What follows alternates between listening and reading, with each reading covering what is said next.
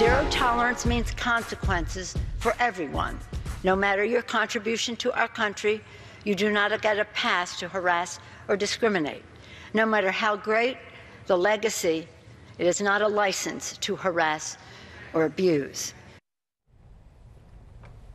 That was Minority Leader Nancy Pelosi on the House floor yesterday, sending a not-so-subtle message to Congressman John Conyers, the man she called an icon just on Sunday. The 88-year-old lawmaker has been under fire since last week when BuzzFeed News reported that in 2015, Conyers' office paid a former staffer $27,000 after she alleged she was fired for rejecting his sexual advances. Since then, two or more accusers have gone public with allegations of misconduct. He's a very wicked, he's very mean, he's cruel. He's a very cruel person. He demeans people. He demeans people. He makes fun of them. He is a horrible person. He became increasingly verbally abusive and would berate me loudly and over ridiculous things.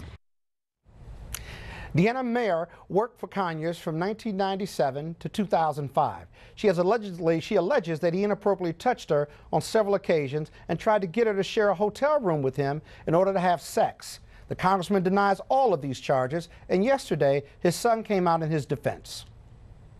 It's very unfortunate to see him fight so long for so many people and to automatically have the allegations assumed true. And of course, with sexual assault, women are to be believed. But in this instance, he has no history of this. And I think that if we're not going to make someone like Al Franken resign, or we have evidence of him groping a woman while she was asleep at that, I should say, I think it's disconcerting to me to see the way my father's being treated after he's given so much to this country. Not just for black people, but for people alike. Fights for everyone. Congressman Conyers returned home to Detroit Tuesday night following a meeting with the CBC, that is the Congressional Black Caucus members, that included the chairman of the CBC. There was no intention. We are not urging John to resign while the ethics investigation is going on. We think that is a decision for he and his family and his constituents to make. Meanwhile, the House unanimously passed a resolution mandating sexual harassment training for members and their staffs. It is the first of several measures that have been introduced in the wake of the allegations that have rocked the Capitol. The fact that some people end up walking these halls, are subjected to a threatening or hostile work environment when they came here to serve their country, to serve their ideals, that's wrong. That's a disgrace. We cannot and we will not tolerate that kind of behavior.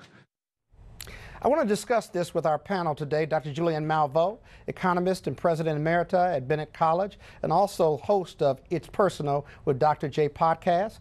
Derek Holley, president of Reaching America, and Kim Classic, Republican contributor at Politichicks.com. I'm sorry, forgive me, without a doubt. Julianne, what do you make of the Conyers situation versus the Franken situation versus the Roy Moore situation versus the Donald Trump situation?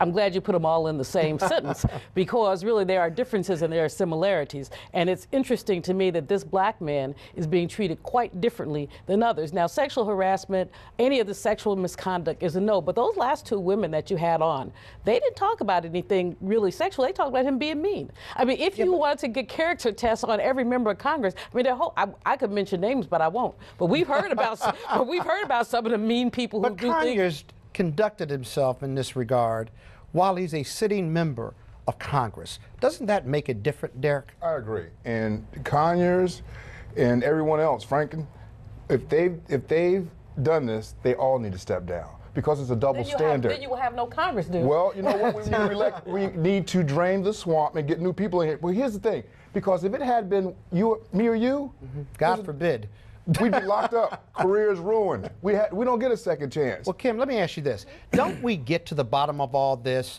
by opening up the books vis-a-vis that $16 million that was used to settle these claims from the what we call the Congressional Slush Fund, and then we'll see Republicans, Democrats, and others who have settled these sex claims, but also age discrimination claims, racial discrimination claims. I mean, if you're going to clean up at the House and make it transparent, don't you have to start with there as well as with Donald Trump?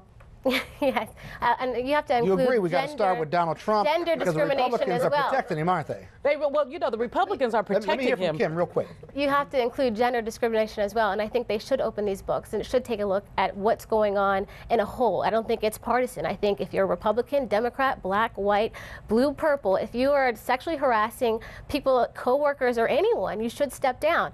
Conyers has been there for how many years now? He's 88 years old. He's done a great job. I do not deny that. He was with the Civil Rights Movement. He was serving with Lyndon Johnson. I love it. But at some point, you do need to step down. And this is also, when you take a look at it, I'm all for term limits. I really am. I resent the fact that you have mentioned his age because that is age discrimination. The people of Detroit have chosen his age. He's been there for 52 years. 54. That's a lifetime appointment. The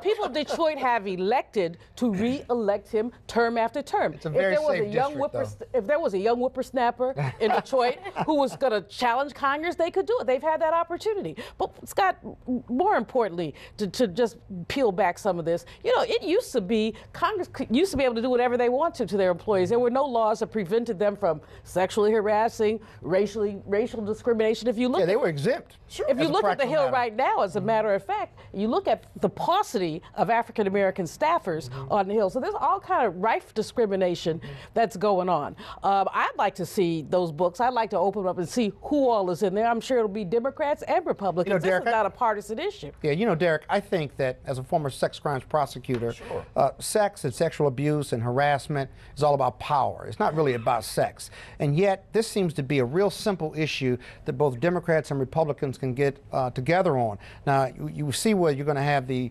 harassment training on both houses, and that's a start. But I got to tell you, Democrats and Republicans have got to lead on this when it comes to passing legislation and being more transparent, getting rid of the slush fund, if you will, and really peeling the covers back on all of this, because that's the only way you can move forward. Do you think the Democrats and Republicans are going to be able to do it on this difficult, painful, but really important issue? They have to. And the other thing I would add to that, obviously term limits, but the same thing, you know, I often say on my podcast, we talk about age as relates to these to our elected officials.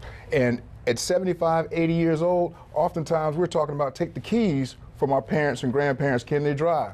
You don't want to let Congressman Conyers drive? But here's the thing. No, I'm not, that's my point. That's not my point. If I can finish, please. That's not my point. That's my point. The people have elected him. I mean, he may be, if he serves to be 120 years old, that's up to the people of Detroit, though. That is true. You can criticize him. We've had doddering old white men like Strom Thurmond. At 82, 83 years old, we're kind of stuck in our ways. There's no age bar, though. So there's no age bar. I agree with you. You're making a lot of assumptions that are absolutely inappropriate. Where are your criticisms coming from, then? My criticism His age has nothing to do with this. Sure it does. Sure it does. Because at 83, with more age, you get more power? What my point I'm trying to make is, at 83, 84 years old, we're not as sharp sometimes as we used to be. And the thing about it is, like I said, 83, 84 years old, we're talking about taking the keys from our parents. Can they drive? Can I finish? Can I finish, please? So you defending his bad conduct? I'm not finishing his bad conduct. Not at all. Not at all. But the point I'm trying to make is, why are we giving the keys to these people to run our country at 84 and 85 years old when we got some other young people who can step up to the plate? That's the only thing I'm saying. Let them run against him. Let them run against him. And I'm sure they will. Well, Kim, let me ask you this, because I got to tell you, for years it's been known on the Hill, this is a power source center, right? But if you were a young male or female, you're trying to do public policy, there weren't really many options for you to complain, not you, but you generally, to complain about sexual harassment, because you didn't want to deal with having no job on the Hill, but also having no career. These are very powerful people. How do we fix that if we go forward and just being transparent? How do we fix that? Yeah, and I have to say it's telling, because I know a lot of people that didn't understand or realize that there was a slush fund. There's a lot of people that didn't understand that. On the Hill didn't know there was a slush fund. Right, exactly. That kept them in line. And for them to now say, let's implement sexual harassment training, I mean, what year is this? You're just now doing this? This is like protocol for any job, right? And I have to also say, as far as, and I'm not trying to be ageist or anything like that, but I felt I felt the same way. No, I felt the same way when they were investigating the cybersecurity situation.